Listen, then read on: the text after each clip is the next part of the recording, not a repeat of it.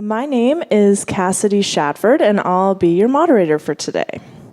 This afternoon we have this morning, not afternoon yet. We have exceptional guests who are here to speak to you about the fascinating world of tourism and business. We would like to begin by acknowledging and paying respect to the Indigenous people of the land on which we meet today, the Mkuma people. Mount St. Vincent University is built on unceded Mi'kmaq territory. We also pay respect to the knowledge embedded in the Aboriginal custodians of this land and to the elders, past, present, and future. Before we get started, I just want to go over a couple housekeeping things. In case of an emergency, we ask for everybody to exit in the nearest fire exit, which are these doors here. We ask nobody to exit through the top doors. It's just very distracting for everybody here. So if you do have a personal emergency and you need to leave, please exit through the bottom doors. As many of you know, this is a Learning Passport eligible event. So in order to keep things efficient, we ask you to complete your survey and activity pages or in your booklet or the piece of paper, and then bring them to Miriam, who will be down here at the very end to give you your stamp. We ask you all to please turn off your cell phones so that they do not ring during the panel, and please keep them in your pockets to pay respect to our panelists who made time to be here today. And we ask you to remain seated throughout the panel to avoid distraction. Okay, and at the very end, we'll allot 10 to 15 minutes for you to have a Q&A with the panelists. So please hold any questions you do have till that time. Okay, and also we are having one more panelist who's running a bit late. She will be coming in and joining our panelists here, so I just wanted to let you all know that that is happening, and she'll get a chance to introduce herself when she does come. Okay, so we're going to start down here. The first question was Shari, and then move down. The first question is, please briefly describe the organization you work for, your name, and your position. Good morning, everyone. My name is Shari Tucker. My company is called Shari Tucker Luxury Travel and Adventures. I'm a travel agent here in Halifax, and I work in affiliation with an organization called Travel Professionals International, which is a Canadian company full of home-based travel agents. So there's about 800 of us who work across Canada. There are a couple of agents who have storefronts, but most of us are home-based, and we each individually own our own company. Good morning, everyone. My name is Loren Patterson. I'm the Facility Rentals Manager at the Canadian Museum of Immigration at Pier 21. So Canadian Museum of Immigration at Pier 21 is primarily a museum that speaks to the immigration story, not only of our site as a National Historic Site, or over 500,000 people departed from during World War II, and 1 million came through during 1928 to 71. But we also pay tribute to the current immigration story. Within the organization, not only are we a museum, we're a gift shop, we're a family history center where you can actually research your ancestry, and we also have a banquet space, which is what my primary responsibility is selling that banquet space to third parties that wish to come in and host their event with us. Hey everybody, my name's Chris Rose. I'm with Atlantic Tours and Travel. I'm the product and sales manager. Our company is primarily an inbound and outbound tour operator, as well as a receptive operator for all of Atlantic Canada. We also offer a number of destination management services and are a full service travel agency. In my role, I mainly look after product development and business development. Good morning, everyone. I'm Keaton Hoogeboom. I'm here today as Director of Food and Beverage at the Halifax Marriott Harbourfront. Currently, I look after 4 outlets and 5,200 square feet of banquet space. I have about 2 operational managers and 9 supervisors that all work in the food and beverage department.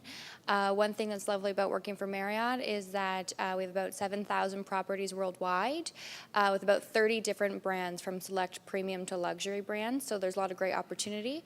So thank you for having me here today. Awesome, yeah, and we'll get you to introduce yourself, Katherine, in the middle, and we just ask you to speak closely into the mic. Midawalok diok, nin gadalinan maltai, weligiskuk. Good morning, welcome. My name's Katherine Martin. I'm a member of the Millbrook Mkuma community, which is about 60 miles north of here in Truro. And I said to you, it's a beautiful day. I'm the chairperson of NSITN, the Nova Scotia Indigenous Tourism Enterprise Network. We've been around for 4 or 5 years now, and we're an independent organization, but we lead the Indigenous tourism file or folder for the province of Nova Scotia, and we're connected with the National Indigenous Tourism Association of Canada. Thank you. Okay, perfect. Welcome, Katherine, and welcome everybody else. Okay, so we'll move on to question 2. How has your career evolved? What things have you done to help support progression in your career? So I am proud to tell everybody that I'm a tourism and hospitality Mount St. Vincent grad from, I'm going to say 2001, don't do the math, please.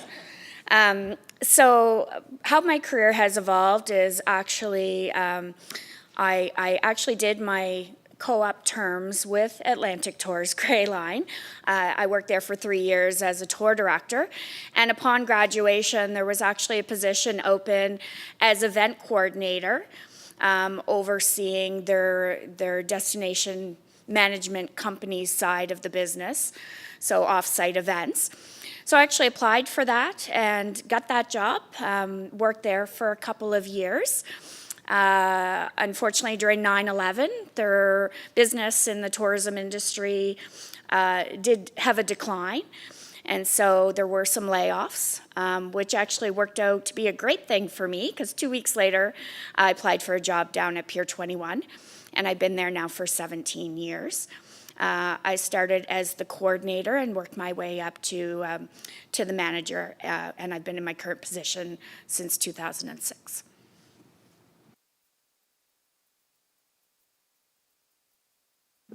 I'm a graduate of Mount St. Vincent as well. I did my master's here in education and media literacy. It was a great program. So that's the end of the progression of trying to get some kind of formal education here. Why I'm involved in this industry, basically because I am Mkuma Nygma. I have struggled for most of my life with others from outside of our communities telling our stories, and not in a way that is from our worldview. So that's the general reason why I've become so involved in this. And it's basically because I really believe in the beauty of the Mi'kmaq and Indigenous cultures across the country, but especially my own. And I really wanted to make sure that our future generations never have to go through what I've gone through in trying to find the real history told by our people. So one of the biggest things from why I'm involved with NSITN is because Robert Bernard is so serious about getting things going, and I agreed to be interim chair about 4 years ago now. So because we believe as NSITN that if tourism is a big industry, but it's especially becoming very popular. It always has been, but it's very popular to come here and get the Indigenous experience on whatever we're able to provide. So our work is to ensure authenticity to the visitor, to provide you with a real Mi'kmaq experience delivered by us and from us, so that we can sort of set the story straight and offer the tourists from across the world the true experience from us. We don't go and do any Scottish tourists. We don't try to tell the story of anybody else except for where we come from, and we come from here. So I just want to, I'm a singer, I'm a chanter, I'm a filmmaker. Mostly I try to be a filmmaker, so, and quite involved in the arts. So I'm very connected to the possibilities that we can offer to the tourism industry, but we can offer to the world. And we know the world wants to hear from us. Thank you. I ended up working in tourism really by accident. My background, I had always considered teaching, social work, different, helping professions. And I was an RA in the dorm for 1 year, and then I kind of realized that I needed more help myself than I had to give other people. So I considered a lot of options, mainly law. I did paralegal work searching property titles for several years. When I moved back to Nova Scotia almost 13 years ago, I took the first job that I could find, which was answering phones at ambassadors. And we used to be the same company back then. So from there, between the two companies, I've held pretty much every position imaginable, and have just grown and advanced, and love the industry. This is the only job I've ever had that I don't mind going to work on Monday, and that's huge. So yeah, very much by accident on my end. I as well kind of fell into this industry by accident. It's not something I went to school for. It's something that you kind of fell in love with, again, by accident. I started actually as a part-time position for me at a company, someone may be familiar with Scanway Catering, just as a server, and kind of worked my way up from there and decided this is what I want to do. I started at the Marriott about 4 years ago, just as a banquet supervisor. Most of my background actually is in events and banquets. Finally working my way up to banquet manager, and then just within this past year was able to get to the director of food and beverage position. And again, I agree. It's something that you kind of just fall in love with. Luckily for me, I loved events. I loved food and beverage. I loved the creativity that kind of comes behind anything in the hospitality and tourism. And I also just love being an innovator in the industry when it comes to guest satisfaction and really elevating what we have to offer. So my story's a little bit different. I also came into travel sort of by accident, I guess, but all different kinds of accidents. So my background is in business administration and marketing, and I took an entrepreneurship class when I was doing that program, and I said I never wanted to be an entrepreneur. I had no interest in running my own business. It was the furthest thing from my mind at all. And then a few years later, I decided to open my own business as a photographer. So I worked most of my career as an entrepreneur and as a photographer. And then I took a big trip to Peru, and I decided to take a group of photographers with me, amateur photographers, people who wanted to learn more about photography. And we decided to go to Peru. And I took these folks to Peru, and while I was in Peru, I had a life-changing moment and decided that I was not in the career that I should be in. And it was not in that moment that I decided I wanted to be in travel travel, but it was in that moment that I decided that I didn't want to be doing what I was currently doing. And that set me on a path to then kind of do some soul searching and figure out what I wanted to do. So I stopped doing photography for a summer. I was a wedding photographer primarily at that point. So I didn't take any further weddings on for that summer. And I followed I'm going to say a small dream to go learn Spanish in Dominican Republic. So I took the summer off. I went to Dominican Republic in the middle of summer, which isn't the best time to go, just in case you want to know. And I did learn Spanish while I was there. And then as I was there, I started wondering, well, what does it look like to be a travel agent? Is this a dying trade? Is it, is there room for another travel agent in Halifax? Are there too many? And I had all of these questions. So I reached out to a couple of travel agents that I knew. And they told me at that time, this was 7 or 8 years ago, that absolutely travel agents were still a thing. They were still needed. The internet hadn't taken over and that their businesses were growing. So when I came back from the Dominican Republic, a job opened up in an office and I applied for it. So I went from being an entrepreneur, totally in charge of my own business, to now having a boss and working a 9-to-5 job in an office. And it's a big change. I did that for about 2.5 years and decided that the office was not for me and that I was an entrepreneur at heart.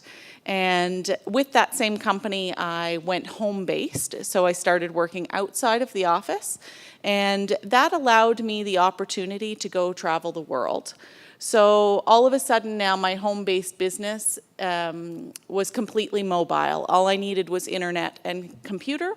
So I took that opportunity and I became a digital nomad, and I went and traveled the world for 3 years with my laptop and with a few clients.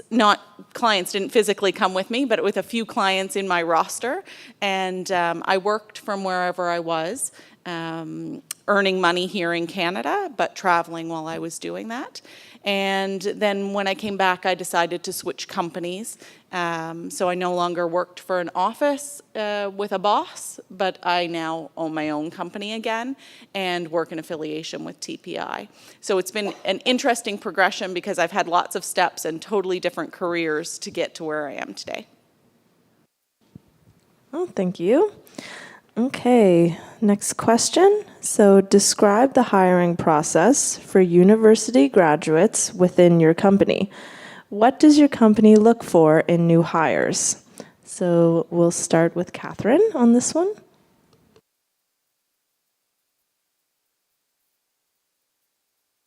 Okay. First of all, we are a very young organization, and our we only have 2 staff.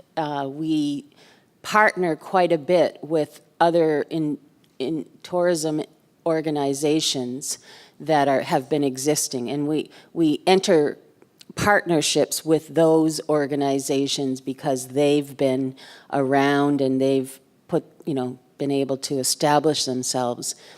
Our partnerships come with quite a bit of understanding about how to partner with us.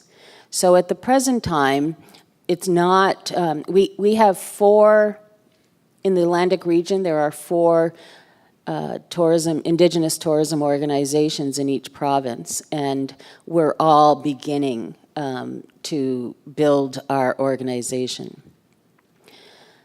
So at this time, we're really only taking members who are Indigenous, who operate and can incorporate as a business. We partner with other people, so if you are working with an existing or established tourism industry or company or private group, then through that group you might come to work with us. But until we're building it so that we have that ability to hire a great deal of staff. We are right now more of a membership, and membership means you need to be Indigenous for the most part. It's not that we don't hire non-Indigenous people, but one of our objectives is to hire our own people, because the employment industry within our communities, the unemployment rate is over 85% in our communities. So they struggle, they have an additional obstacle to be hired. We do have some people that have graduated from the Nova Scotia Community College's tourism industry. And so as soon as they graduate, or while they're graduating, we try to find projects for them. We do have projects for people. At the present time, we don't have full-time work except for our executive director, Robert Bernard, and his assistant. It's not saying that there won't be opportunities for all of you to apply to certain jobs, because we are going to be, whether you stay in this country or whether you go back and find some kind of relationship with us, which is how we would love to work with graduates. If you're going back home or if you're staying here, either way, we could use your knowledge of where you come from and your knowledge here while you're living here in Canada. If you're staying in Canada, that's how we would like to work together with people outside of our community, but also who are, on board with the direction that we're taking, which is offering authentic tourism experiences. So I didn't really give you a hope about being hired with us. However, there are relationships that you could come into with us, and building an international relationship around the world is our goal. So there's lots of room in that way. Thanks. When initially I should say, looking at applications, resumes, that sort of thing, it really stands out when an applicant, in addition to their education, was also working while they were going to school, or involved in extracurriculars, sports, volunteer work. We really find that when a student has demonstrated that they can balance a lot of different things, chances are they're going to be more successful when they actually get out into the workplace and are trying to balance, their career with, their home life and other demands that are put on them. So that always really, really stands out.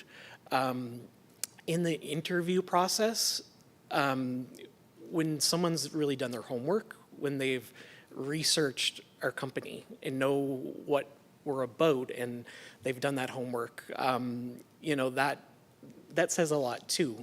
Coming into an interview prepared, it's key. It allows an interview to not just be a series of questions, but a chit chat, because you already kind of know what we're about. So those are kind of two factors with us.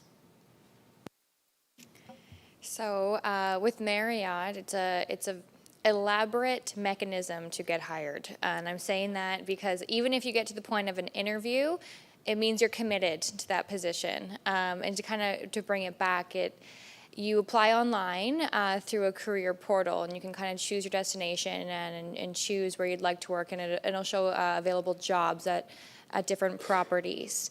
Then you go through an online application, and it gets screened actually by a third-party recruiter that we have out of Toronto. So at this point, nobody on property actually sees your resume. It gets screened through something called People Scout.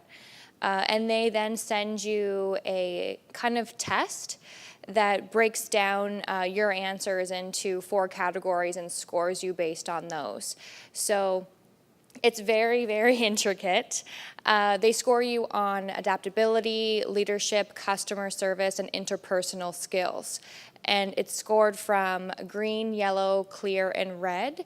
And based on your answers during this test is what they send through to the hiring property. So they only send through greens and clears. If you did score yellow or red, we won't even see the application. And then on property, we then set up an interview. So it's very, very important if you are applying within the company to really take that test and kind of go somewhere to kind of clear your head. It's a very interesting test they'll send you because they'll give you two really awful scenarios, and then you have to pick which one you'd prefer. So it feels like a trick question, but at the end, it breaks down your actual personality and the intricacies of your leadership style or your potential to be a high-performing associate. So once you get into the interview process, it doesn't get any easier. I know.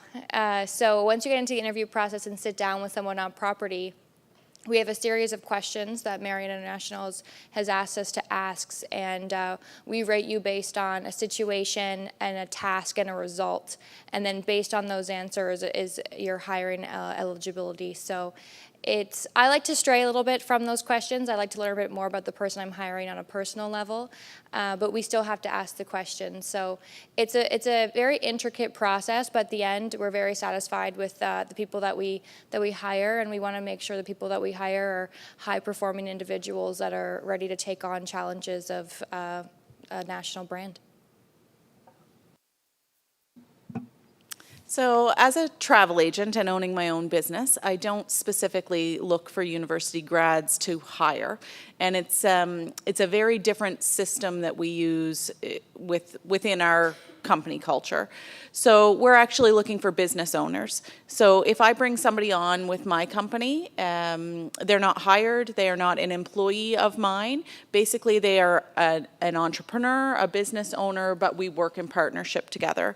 So I have 2 team members who also run their own businesses, and for my business to grow, I look to expand that by bringing on other team members.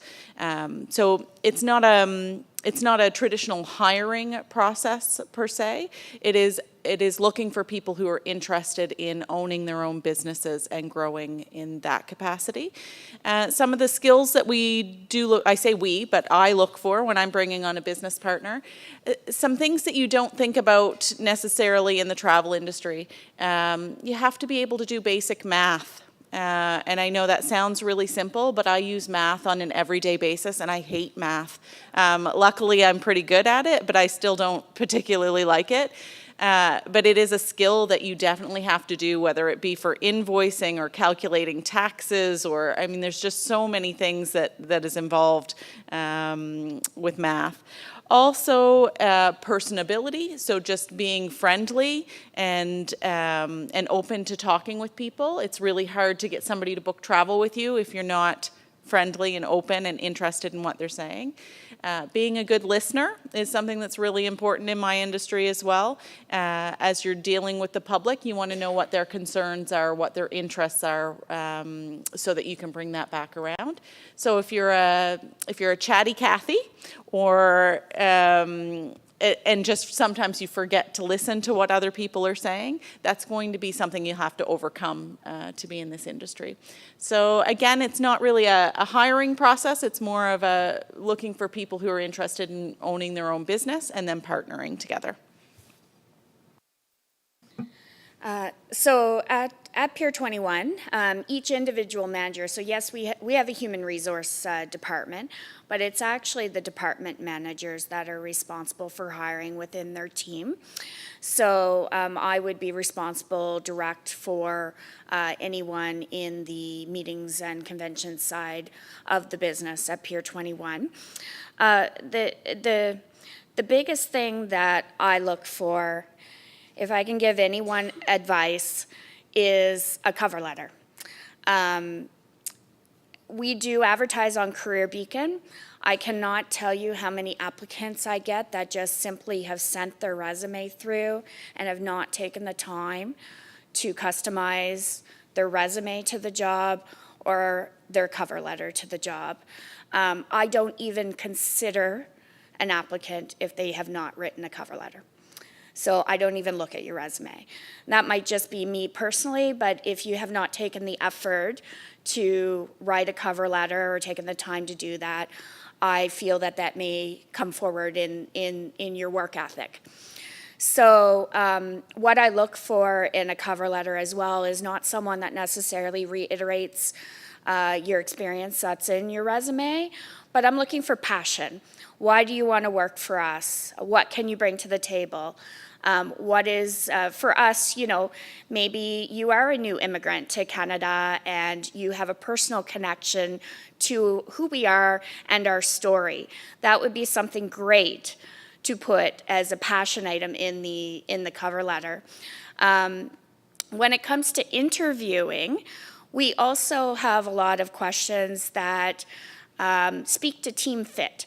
We are a very small organization. Though we've grown a lot, but we have 55 full-time employees, plus our summer help.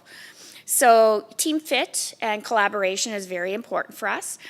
So my favorite question I ask in an interview is, what would you bring to a potluck? And I can't tell you how many people look at me very oddly, but I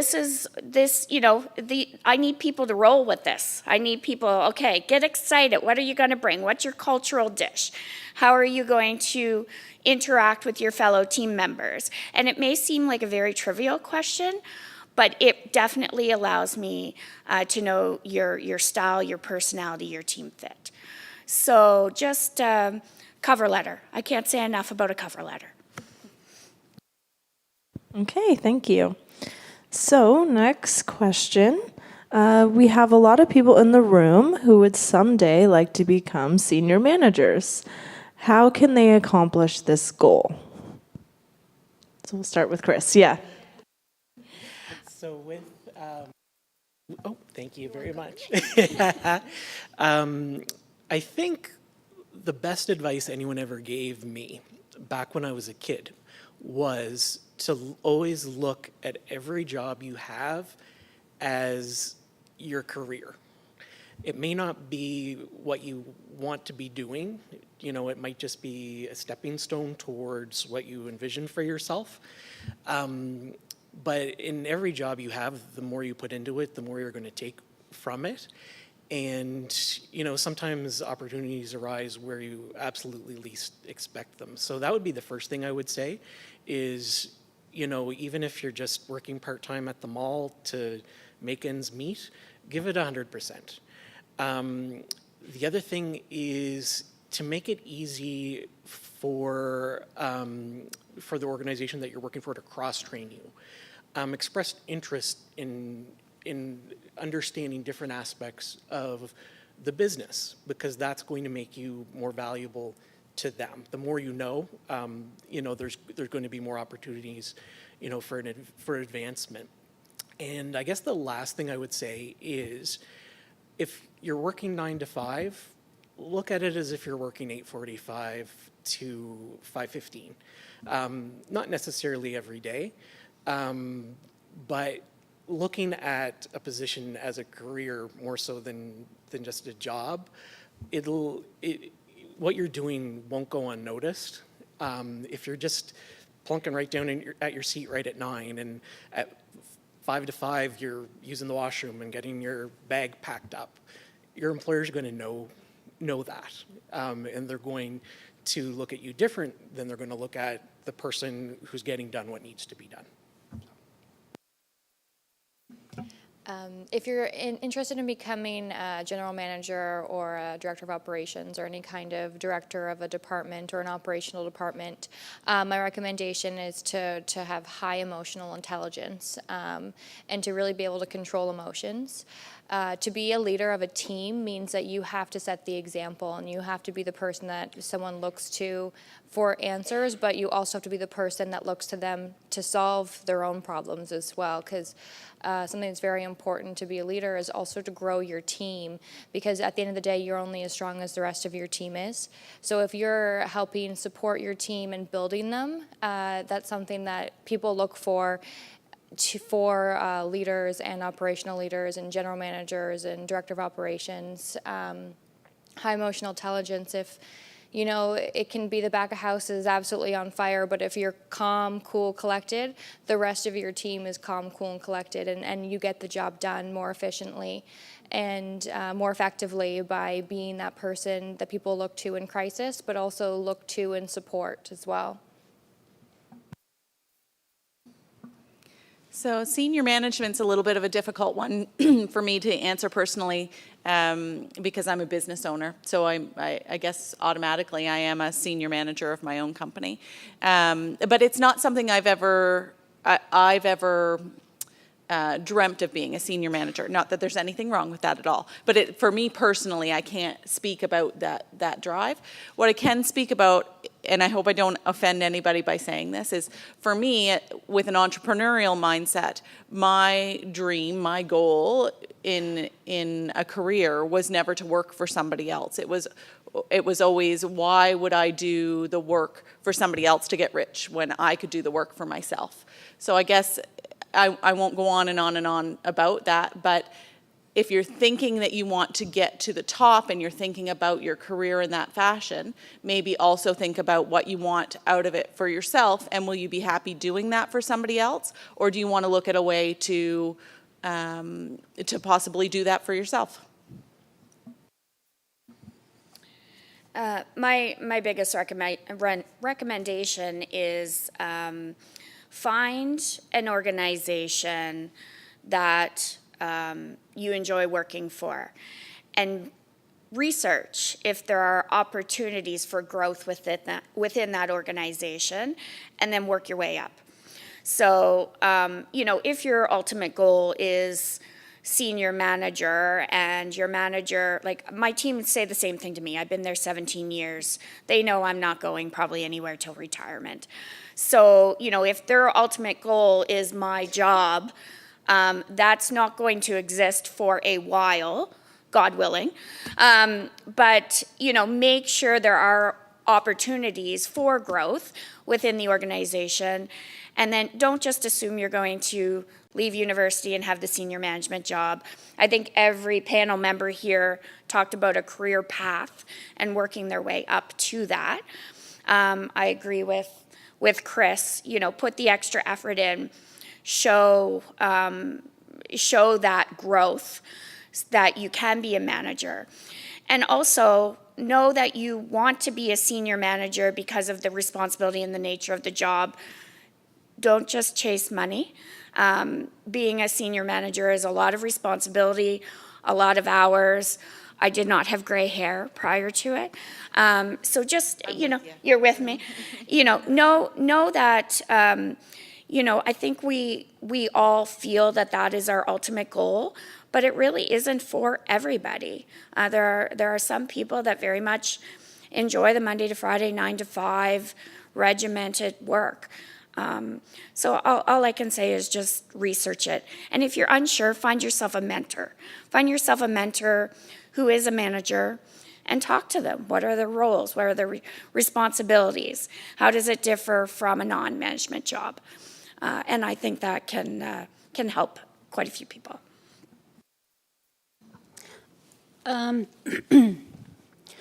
With my great theater arts degree with a major in acting, my BA, I really can't tell you very much about how I stayed in the theater industry because I didn't.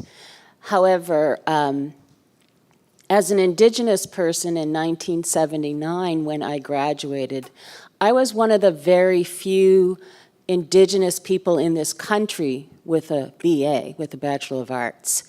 There was a handful of us, in each province or each region. So whatever job was out there that said we're looking for an Indigenous person with a BA, the sky was the limit for us. And you didn't have to have any of the expertise or the experience to get any of these jobs. So how I fell into it was I just started applying for jobs that wanted an Indigenous person with a BA. And my first job, I worked for a consultant business in agricultural sectoral committee doing the needs of 10 southwestern Indigenous reserves in Ontario. That with my BA in theater arts. And a 6-month contract where I was hired as the manager of the project. So I had 3 other Indigenous people working with me And I always say working with me. I don't consider they're working for me. They work with me as a team. And each and every one of the people that are hopefully hired are bringing their expertise to this project or job. So what I learned, then I went on to Parks Canada, right? In policy and legislation in Ottawa, and then I traveled all over the country becoming a superintendent trainee, which I didn't continue on, because once those jobs came up for me, the real jobs, the superintendent jobs, I didn't get hired. I didn't get considered for anything. And I know it's because I was Indigenous. I didn't have the science degree everybody wanted for parks. And, you know, it stopped me at a certain point. But that didn't stop me. When I look back, out of Parks Canada, I went in and I worked as the executive director of the Atlantic Indian Arts and Crafts Corporation, 4 corporations in this region. My board of directors were all basket makers or artists, mostly basket makers. So you can imagine being an executive director of 4 boards that totally had no interest in corporate anything. So my experiences, they were challenging. I took them when things that were not comfortable to me. Remember, I had a degree in acting. My main work in acting was as a clown and a puppeteer. So from that to this, just be open, even if your job that you're looking at is not the job you want, and that's a sad thing today. There are so many opportunities for you as a young person to get into any industry, yet those that are already established in that industry, it seems like they don't make any room for you unless you're just coming in as a part-time or you're doing your, you're working on a low position. But the key is whatever opportunity you take, whether it's Walmart, whether it's McDonald's, to wait until you get there, try to become a supervisor of 1 or 2 people. When you have that on your resume, and I had it when I was like 21, the doors opened everywhere. Oh, look, managerial experience. Oh, okay, so not only was that good for me to get into doors, maybe they weren't the doors I wanted, but it's good to have a all-around idea of the kind of people that you will manage. And when you're in those jobs, take the opportunity to understand, am I really a supervisor? Am I a manager? Do I like working for people, with people? Can I work every day with people?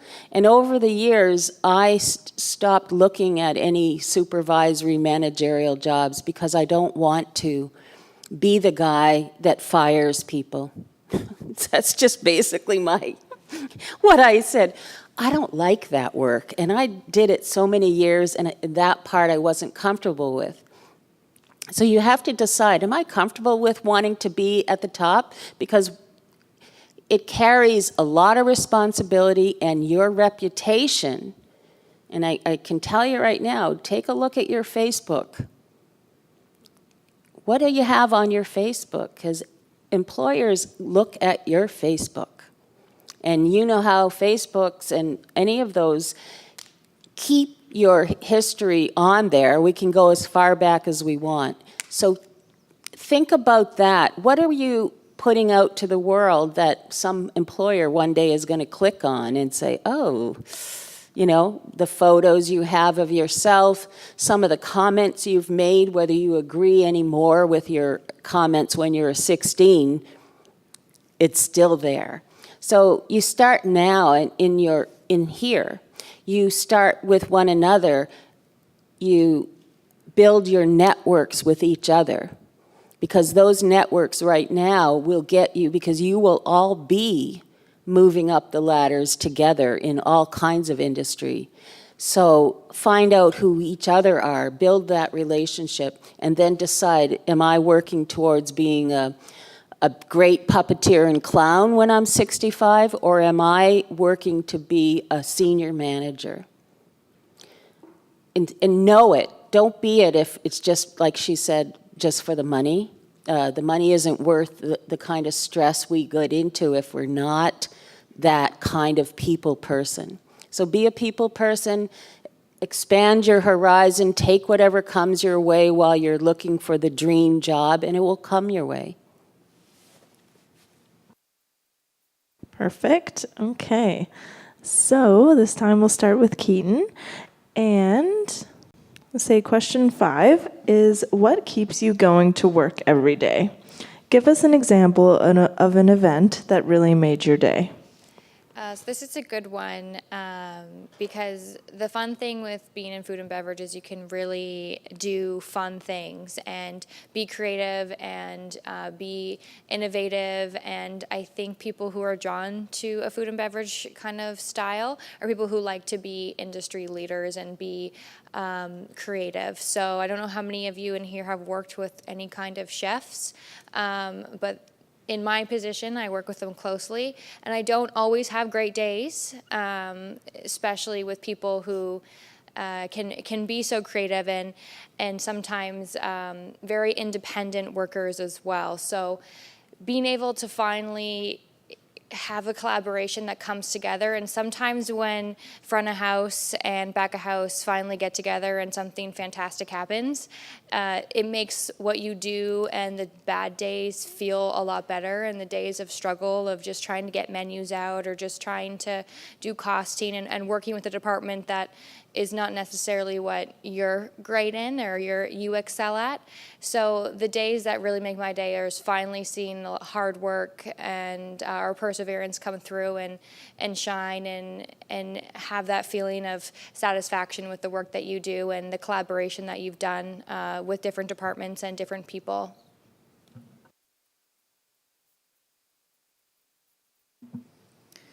So I have a couple of different examples of what keeps me going to work every day. So the first one is, I think, is pretty simple. So for me, having clients who have a really adventurous spirit and want to travel and see the world, that gives me the opportunity to live my dream, which is traveling and seeing the world. So every day when I can go and make client travel dreams come true, that's also making my travel dream come true. So I find that one's, I mean, it's not simple to do necessarily, but it's simple in concept that they're buying travel from me, and that helps me attain my goals. An example of something that really made my day, and it doesn't happen to everybody in the travel industry, but we make a lot of connections with our supplier partners, so with the companies that we sell for tourism. And in my business, I'm very passionate about sustainability, about ecotourism, and there are a lot of companies that I work very closely with who are also in that kind of realm. So there was I'm going to say a contest, but it was I guess a contest to promote a specific company called Intrepid Travel to our clients, but also in a sustainability fashion. So talking about what they do to make the world a better place, how they make travel, how they bring a positive impact to travel. So this contest ran, we were sharing posts on Facebook and educating our clients about sustainability as well as about this company, of course. And I had gone into the contest had gone for about a month. I had gone into a meeting that didn't really light my fire. It wasn't an exciting meeting. It was kind of boring. I was tired. And I came out of the meeting. It was at the Superstore downtown. And as I came out the doors of the Superstore, my phone rang and it said Intrepid Travel. And I answered, and I was so excited to talk to my rep, who I also have gotten to know on a personal level. Had no idea what she was calling for.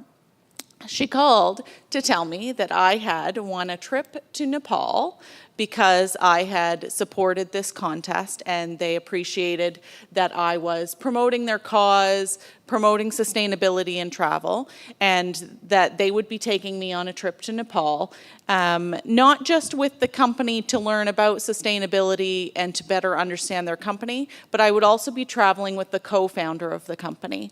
So that trip was this past November, I guess, and I can't tell you how that makes your day when not only are you recognized for doing something in the industry, but you also have the opportunity to travel, which is part of my dream.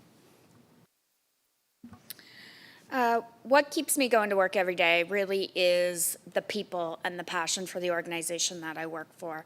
So what I try to do with all my clients is, if there is a connection to immigration history or Pier 21, a lot of people really are not aware. And I really try to, I tell people I mix business with pleasure. So, I mean, imagine looking at a banquet space at a venue, and I've just given you a piece of your family history. And I love making that connection for people. You know, there's a lot of corporate companies out there. I mean, I can just to name a few, like, I'm sure we all have something in our fridge right now from the Saputo family. The Saputos came through Pier 21. Robert Hershevek, you see on Dragon's Den. You know, he was an immigrant factory worker, his father. They came through Pier 21. You know, Kaylin Rovanescu, who is the CEO of Air Canada, came through Pier 21. So I love taking that research. And I don't know if anyone was involved with the large Loblaws conference last week. I know one was. So last week there were 1,500 people in town for Loblaws. It was at the Convention Center, Pier 21 Kennard Center. That was a huge economic impact for the city of Halifax. And Galen Weston Jr. spoke from the Halifax Convention Center and spoke about his family history connection to Pier 21. So that is what makes me go to work every day, is I really love making that connection for people. And it's not necessarily those large events. I mean, I've had the opportunity to meet a few U.S. presidents. I've had the opportunity to meet some of the royals. But, you know, 2 weeks ago, I know everyone heard on the media, Tarek had received his citizenship. That was one of my events. But there were 122 people that day that became Canadian citizens. And yes, it was an event, but that is what we do. We celebrate Canada as a country. And the pride in those 122 newcomers of becoming a Canadian citizen, that's that passion that I'm talking about. So, you know, again, it's all about believing in the organization, the larger picture, and then tying that into the business sense. Well, I'm an independent filmmaker. I have my own company. I've had my own company for probably 30 years. And it's not any big thriving company. It's me, and my husband often works with me. So going to work every day it's 24/7 for me.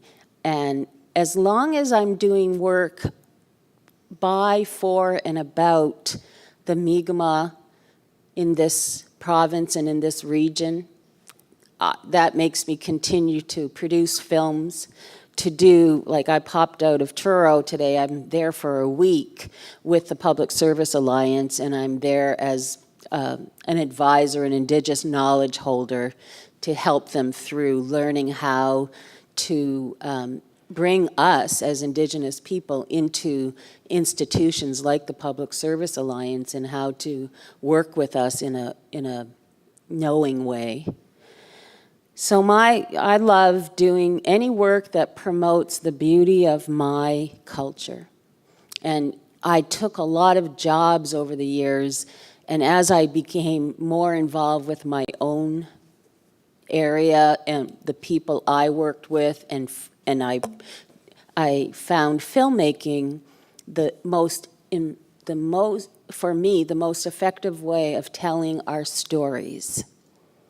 So to tell the stories that I've been told, and to give voice to our people in a way that is authentic, but it's being able to share with all of you that relationship and that connection we have in our community makes me continue to go to work. I don't think I have made, I don't think there's a film that I ever made that was not about Mi'kmaq people in any of the films. And that's what I love, because I feel that I'm making a difference for the future. And I'm helping build understanding and that's, our company's name is Nova Scotia Indigenous Tourism Enterprise Network, and we work with entrepreneurs. But in Mi'kmaq, it means understand. Incident means understand. And that's what we do, and that's what I hope to leave behind when I go, that people know us better and know how to work with us in a culturally appropriate way. And I love to promote our culture, and so that's why I do what I do. And I love being my own boss, because some of us are really bossy people. I come from a family of 8, and I was one of the oldest, so I had to learn how to direct that family without, getting attacked all the time. But I also learned about multitasking, and I'm going back to that managerial experience. Multitasking is huge when you're trying to be a manager, and you learn how to multitask as you go, because that's one of the keys. So that's what I do. In terms of, what keeps me going to work every day, that sort of thing, as I've said before, I genuinely like my job. I genuinely like the people. Genuinely like the people that I'm working with. So that certainly helps a lot. In terms of a specific event, I don't have just one, but anytime I'm working with a difficult client who in turn reaches out after we're finished doing business together and thanks me and is appreciative and feels, that their expectations have been exceeded, it always feels good to, get that recognition from someone when, you may not really have enjoyed working with them. Okay, awesome. Thank you, guys. So we're running a little low on time, so I'm just going to kind of scoot together all the rest of the questions and just ask you guys to give one small piece of your best advice for our students that want to enter the industry, want to build their career paths, something you maybe wish someone had said to you. So we'll start with Shari.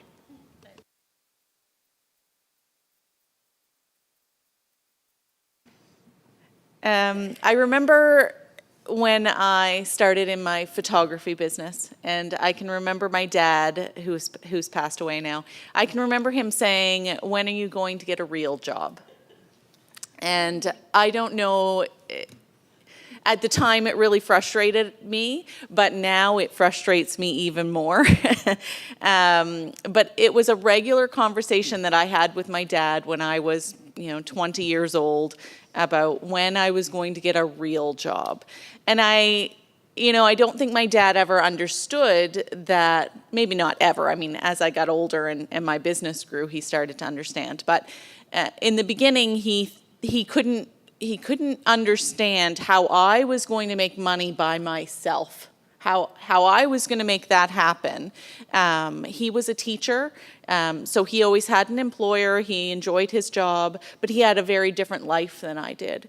So I guess my advice to anybody, and not just anybody who wants to be a business owner, but is don't necessarily look at what other people think your job or your career path or your dream is about. Make sure you're paying attention to what you want out of it and how you're going to achieve that, rather than being concerned about their thoughts about what you're doing. So if you're confident and you know what you want out of it, go make that happen, and don't worry about what other people think you should be doing.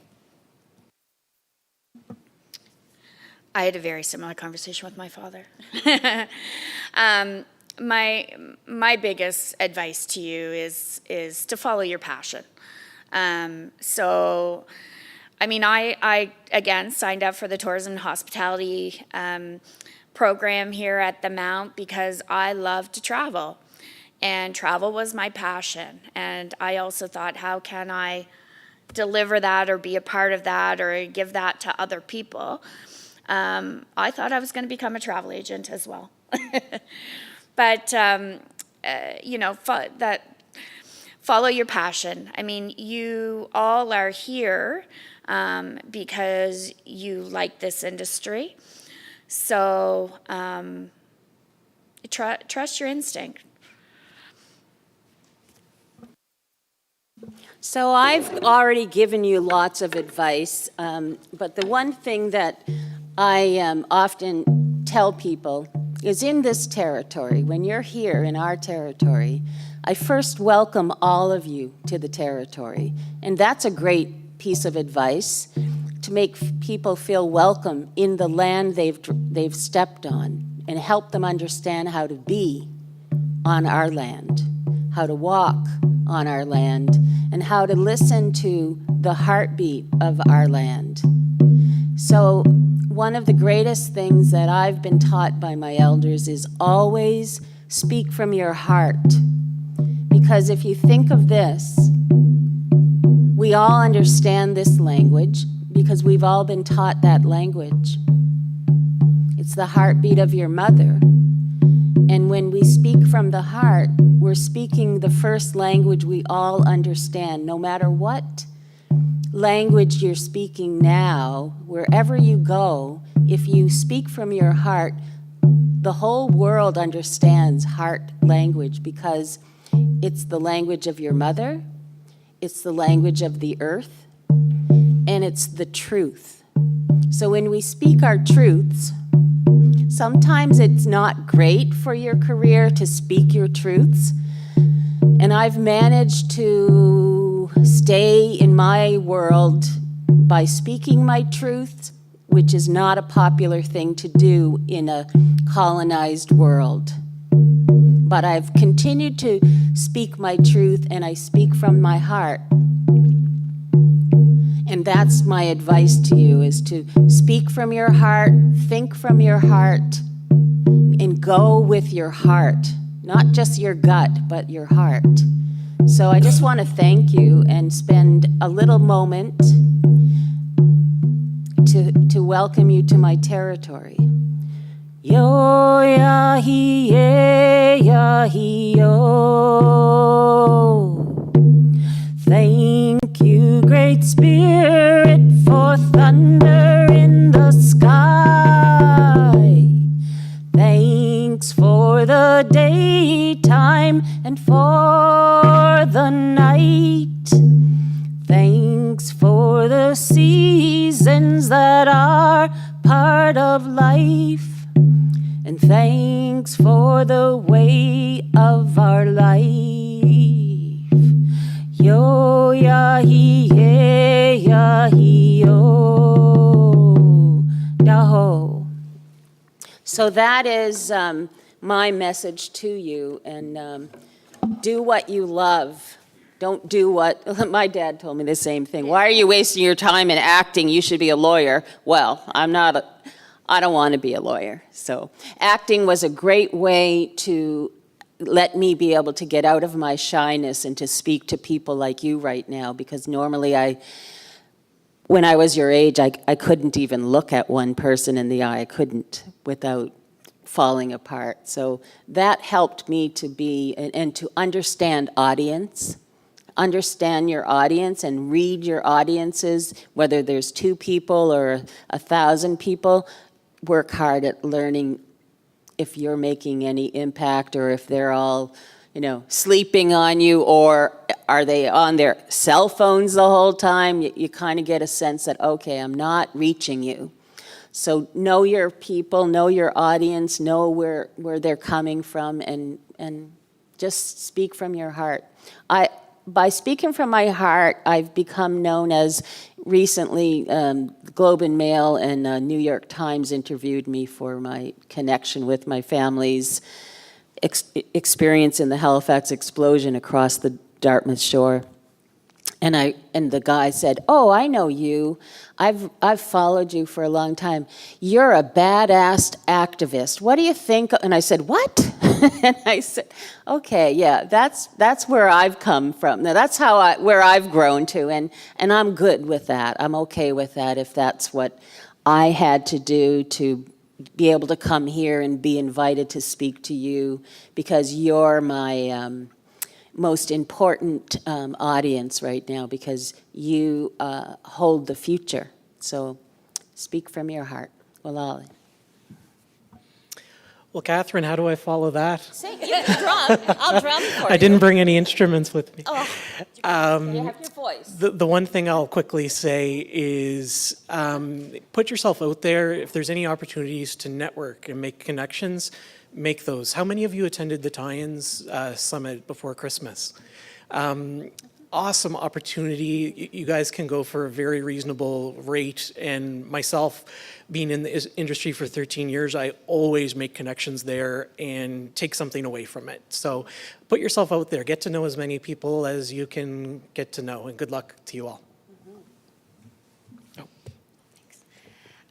I once heard at a Women in Leadership conference, someone told me that men will apply for a job even if they know how to do 20% of it, where women won't apply for a job unless they know how to do 80% of it.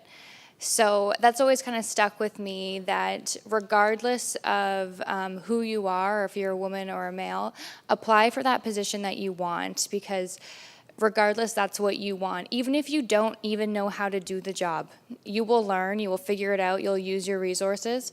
But it's so important to know what you want and go for it, or else you're going to miss out on so many opportunities based on your own personal bias or your own personal doubt. So be confident, know what you want, and just go for it. Okay, thank you so much, panelists. That was so awesome for everybody in the room. And we have a couple minutes left, I think, for anybody who has any questions for our panelists. Feel free to afterwards come and talk to them personally if they have some time before they have to run. But if there's any questions you'd like to ask now, I have an extra mic.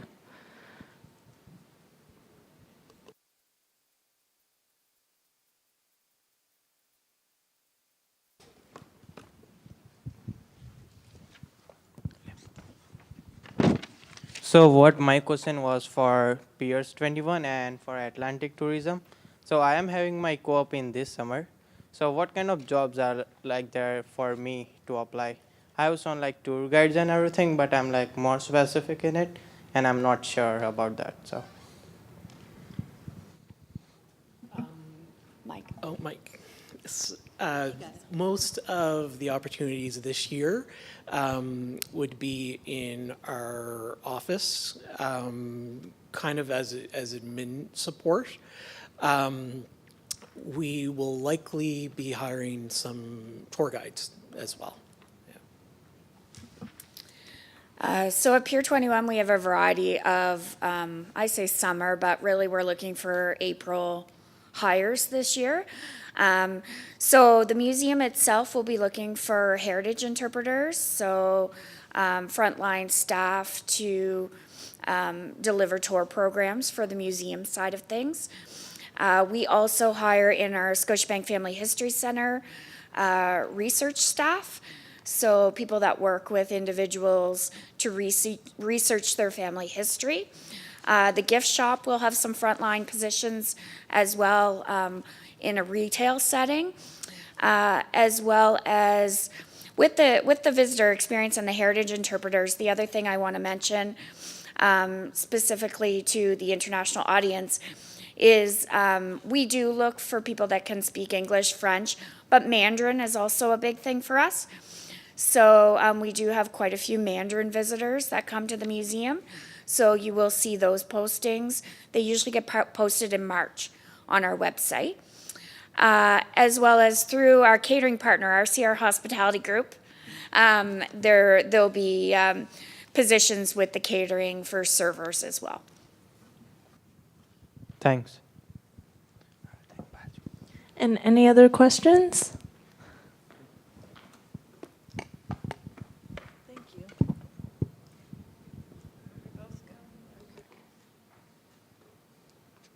Okay. Yeah, do you have one? Okay. I think so.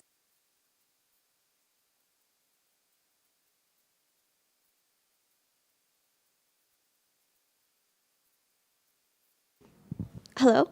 Hi. So I'm very curious to know the turnover rate and I guess the competition when it comes to your industry. And I know there are multiple businesses, large and small. What does that look like? And I guess you guys already touched on different ways to differentiate yourself, but just to give a guide as to how competitive it truly is and how often people leave and come or, barter for what they are following on their path. And anyone can feel free to answer that if they want to. I'll take this one for you.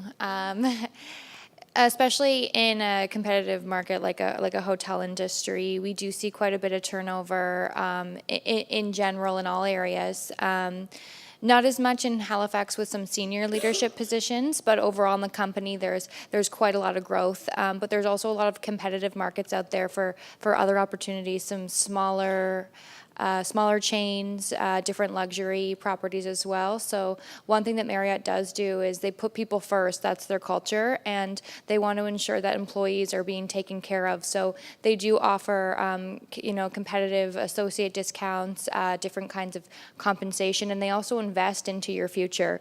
So if you do have programs you'd like, Marriott has so many different programs like Foundations of Leadership, Women in Leadership, different kinds of leadership in motion. So they give you all the tools to really help your career path because they want to promote within and they want to make sure that the next generation is going to be their industry leaders.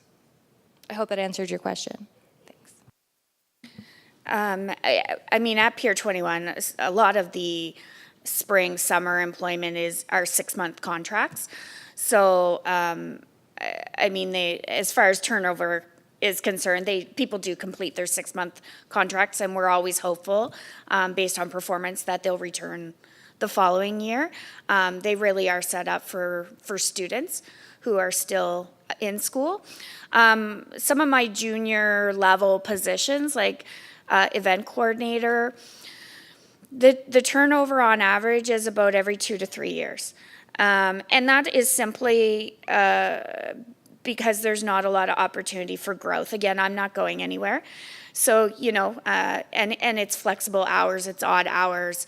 So people come, get the experience, and those junior positions do tend to turn over. Just a little more on that question.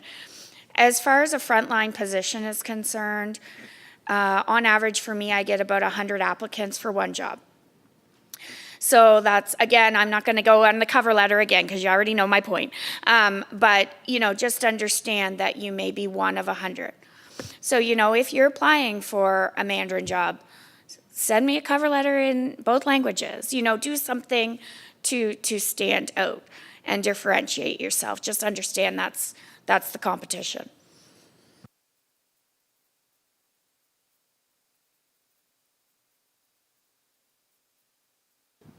Okay, thank you everyone, and another thank you to our lovely panelists. Let's give them a round of applause.